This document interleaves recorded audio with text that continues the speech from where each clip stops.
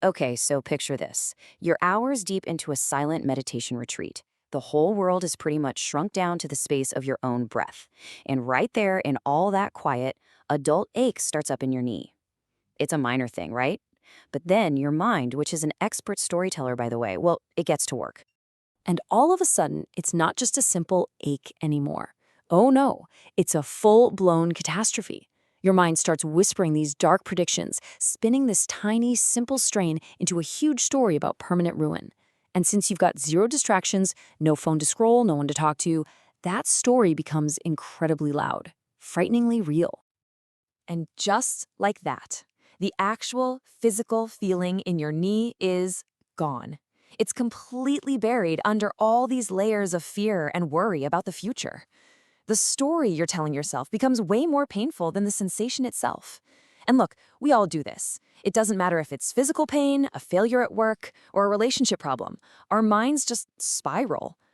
So the big question is, how do we stop that spiral? Well, the answer is in this idea I want to explore with you, something I'm calling the quiet vow.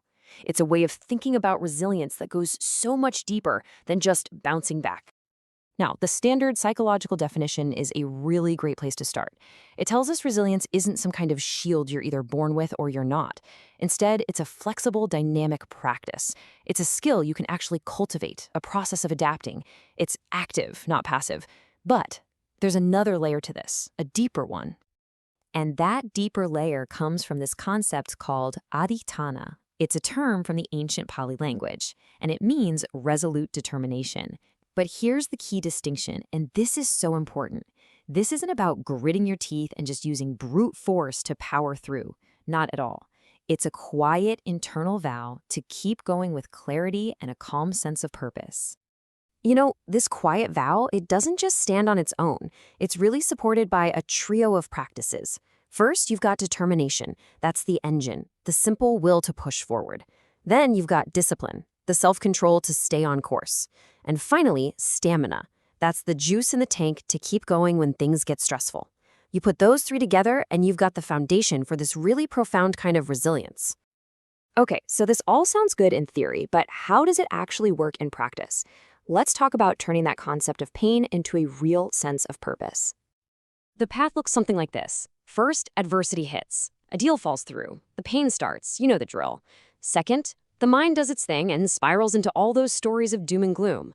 But here's the pivot. Step 3. This is the game changer. You intentionally calm yourself down, and you just observe. What are the facts here, without the story? And then, from that quiet, clear space, you make the vow to begin again. You can almost hear this exact mindset in the way Arnold Schwarzenegger used to talk about his workouts. He wasn't fighting the pain. He actually reframed it as a signal that he was growing. He called it effortless effort. He'd be smiling through those final, brutal reps. No drama, no resistance, just a calm focus on the next step. I mean, that's adhitthāna in the gym right there. But to really get a handle on what makes our human resilience so special, it actually helps to compare it to a totally different kind of strength, the kind we build into our machines. And wow, the differences are stark. Our resilience is felt. A machine's is just coded. We are fundamentally vulnerable. A machine is designed to be invulnerable. But the biggest gap, the most important one, is right here. For us, resilience is a conscious choice. For a machine, it's completely automatic. It just continues. We, on the other hand, have to choose to begin again.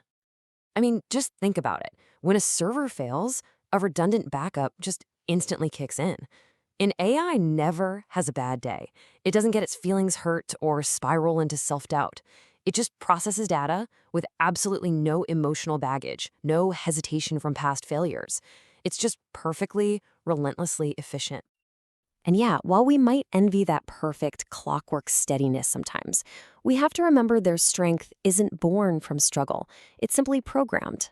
At the end of the day, it's just code, not a conscious, hard-won choice. And that brings us right back to our unique power, our human magic. It lies precisely in the things that machines don't have, our vulnerability and our capacity for choice. This right here is where we find our real power. True strength isn't about building walls so high that nothing can ever hurt you. It's about having the courage to feel the hit, to acknowledge the vulnerability, and then to meet it with that quiet, resolute vow to continue. This is our gift. It's our superpower. A machine continues. A human begins again. In that moment right after failure, after pain, after heartbreak, we have the chance to make a choice. We can find a little bit of calm in the middle of all the chaos and decide to take the next breath, the next step. That decision, that is the purest form of human resilience. So I'll leave you with this.